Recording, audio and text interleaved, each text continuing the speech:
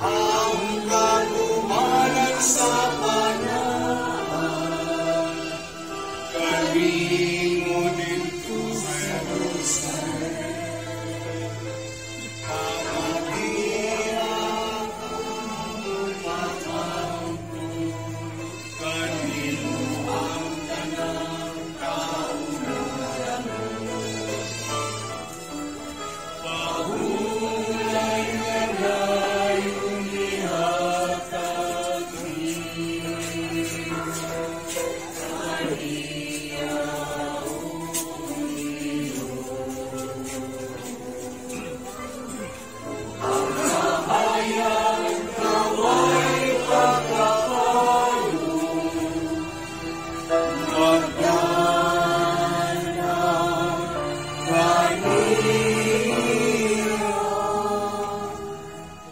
Ask the Lord's forgiveness for all his faults and sins, and entrust his soul to the tender mercy of God.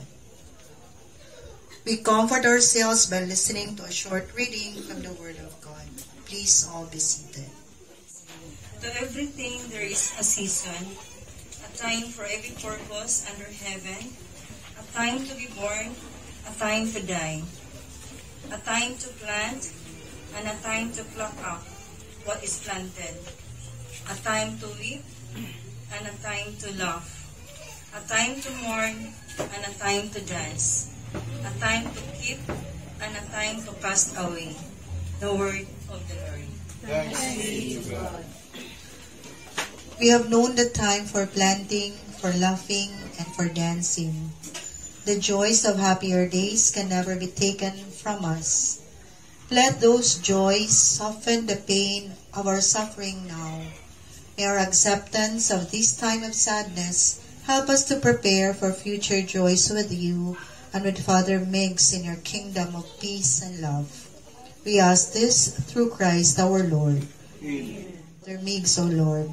And the perpetual life shed upon him, he will rest in peace. Amen. Together, O gracious Spirit of peace, come alive within our experience and hurt, within our sorrow and isolation, within the sadness of today and the loneliness of tomorrow. Come alive as peace and trust, which nothing in life or death can kill. Cast out our fears and let not our hearts be troubled, knowing that this world remains our Father's house.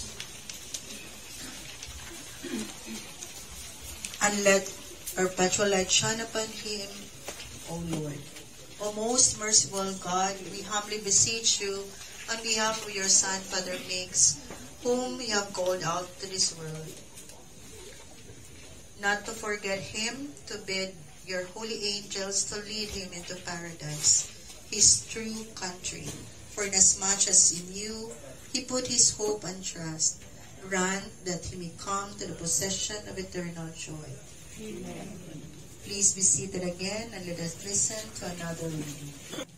But now, thus says the Lord who created you, fear not, for I have redeemed you.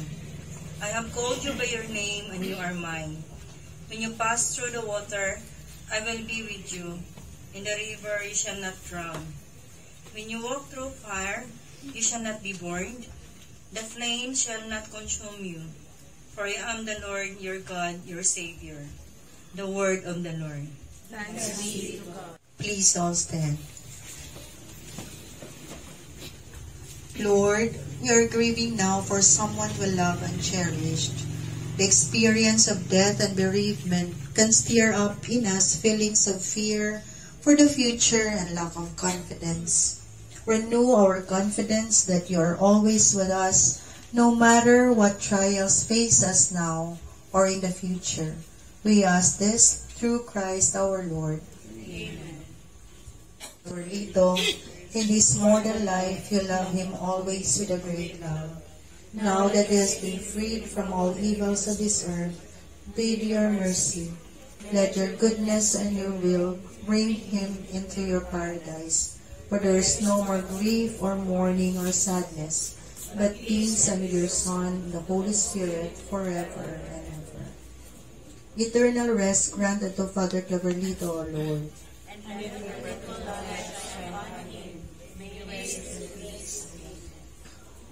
Together, O God, you overcame death through your only begotten Son, and opened to us the gate of everlasting life. We beg you to welcome Father CLAVERLITO, who walked the way of life, your Son. Fulfill your promise to him whom you have called to yourself. Grant him your glory and life through our Lord Jesus Christ. Eternal rest grant unto Father CLAVERLITO, O Lord. And let perpetual life shine upon him. May he rest in peace. Together, we give thanks for all the good things you have given to Father Migs in this mortal life as a sign of your goodness and of the communion of saints in Christ, our Lord. In your great pity, accept our prayer, and the gates of paradise may be opened to him. In our turn, may we be comforted by the words of faith until we hasten to meet Christ, when may we all be forever with the Lord, with our dear Father Migs. Lord our God, your days are without end, your mercies too many to count. Cause us never to forget that our life is short and unaccepted. Let your Holy Spirit lead us through this present journey in holiness and justice all the days of our life. And after we have served you on earth, in communion with your church and in perfect charity with all men, may we joyfully come to your kingdom through Jesus Christ our Lord. Amen. May the soul of Father Migs and all the souls of the faithful departed, to the mercy of God, rest in peace. Amen. Sa tao, sa kapibig, mahal pa kayo, uturang ibig mo lambo, unyag kumahalo, sama sa atong kainuon man sa tuba, tuba sa isip kayo.